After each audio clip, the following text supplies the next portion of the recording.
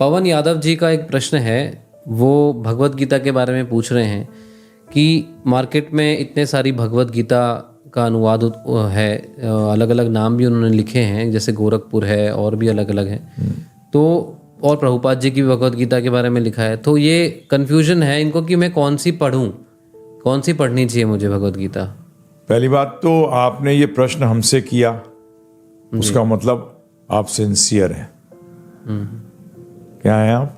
Sincere है जानने के लिए, अभी आप हमारे से प्रश्न कर रहे हैं जी।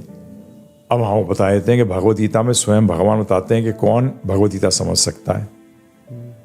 18वें अध्याय के 55वें श्लोक में कहते हैं, भक्त माम अभिजानति, भक्त ही मुझे जान सकता है यावन यश यास्मी तत्वता, तत्व से अर्थात सत्य से। उसका मतलब एक चीज क्लियर होती है, ये तत्व शब्द का जो इस्तेमाल किया है भगवान ने, उसका मतलब यह है कि कोई लोग ऐसे भी हैं जो इस भगवत गीता को सत्य से नहीं बताएंगे, तो ज्ञानी, योगी, ध्यानी, कर्म योगी, ये सब जो है भगवत गीता की ट्रांसलेशंस कर रखी हैं, ये इसमें आपको सत्य का पता नहीं लगेगा। सिर्फ जो भक्त के द्वारा अनुवादित और भावार्थ जिसमें भक्त के द्वारा है वो ही मान्यता प्राप्त है। तो सबसे इजीली अवेलेबल है Bhagavad Gita Yatharup, Bhagavad Gita as it is. Srila Prabhupada ji भगवान कृष्ण के अनन्य शुद्ध भक्त हैं। ठीक है जी, मैं डिनाई नहीं कर रहा, क्योंकि रामानुजाचार्य जी ने भी इस पर टीका लिखी है, माधवाचार्य जी ने भी टीका लिखी है जी, हैं जी, और कई वैष्णवों ने लिखी है, परंतु इजीली अवेलेबल नहीं है।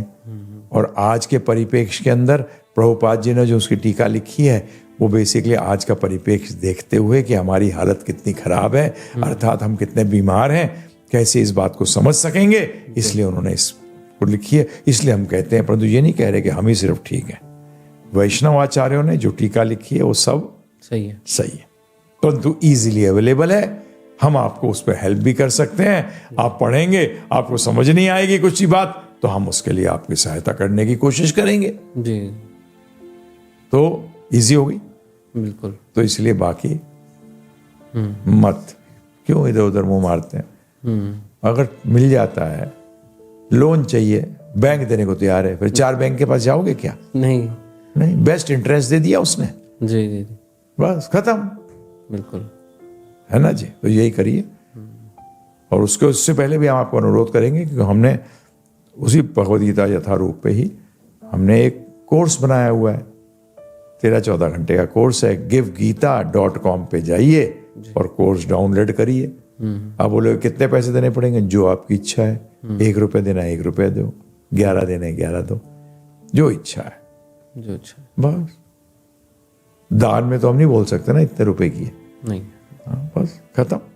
वो सुन लीजिए और फिर आप भगवद गीता यथारूप पढ़िए, एकदम समझ में आ जाएगी, क्लियर हो जाएगी। जी, धन्यवाद।